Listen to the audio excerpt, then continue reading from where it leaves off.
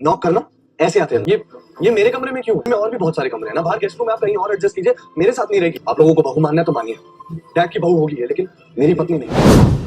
शादी के मंडप तक तो बात पहुंच गई, लेकिन शादी के बाद की रात, वो रात बनने वाली है मोहब्बत और नफरत के बीच की जंग का मैदान।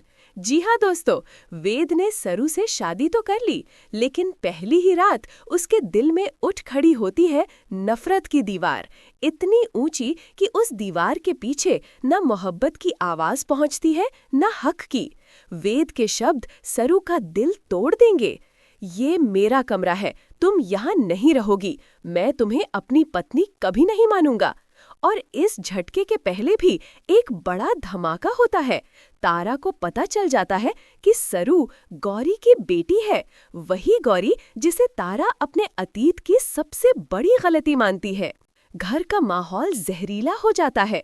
तारा सरू को सबके सामने धक्के मारकर कहती है, निकल जाओ मेरे घर से। सब सन, लेकिन एक पल के लिए वेद सरू का हाथ थामता है और सबको चौंकाते हुए कहता है, सरू ने मुझसे कुछ नहीं छुपाया, उसने मुझे सच बताया। लेकिन जैसे ही तारा वहां से निकलती है, वेद का असली रूप सामने आता है। तुम्हारे और मेरे रिश्ते की कोई बुनियाद ही नहीं है, वेद सरू से कहता है।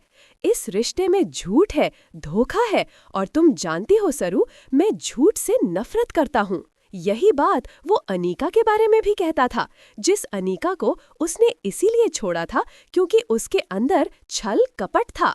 लेकिन अब अनीका वापस आ रही है, और इस बार उसका निशाना सरू नहीं, वेद है। वेद के दिल में भरोसा टूट चुका है और अनीका उस खाली जगह को भरने के लिए तैयार है। और दोस्तों, सबसे बड़ा ट्विस्ट, वेद पहली लात सरू को अपने कमरे से बाहर निकाल देता है। अनीका उस वक्त वेद के पास होती है, इतनी करीब जितना सरू कभी नहीं थी। सरू दिल पर पत्थर रखकर पूछती है, क्या ये था आपका प्यार? तकलीफ देना, सजा देना? माना मैंने कुछ छुपाया जरूर, लेकिन जानबूझकर कभी झूठ नहीं बोला। और जब ये सब हो रहा होता है, तभी सरूजा का राज भी उभर कर सामने आता है। सरूजा जो गौरी है, सरू की असली माँ। अपने सच को छुपाने के चक्कर में वो अपनी ही बेटी की जिंदगी बर्बाद कर चुकी है। अगर उसने पहले दिन सच बोल दिया होता तो न वेद का भरोसा टूटता, न तारा का गुस्सा फूटता। अब सरू के पास एक ही रास्ता है, अपने प्यार को वापस पाना शुरुआत से। क्या वो जीत पाएगी वेद का बल फिर से, या उनका रिश्ता सिर्फ टूटे हुए ख्वाबों तक सिमट कर रह जाएगा?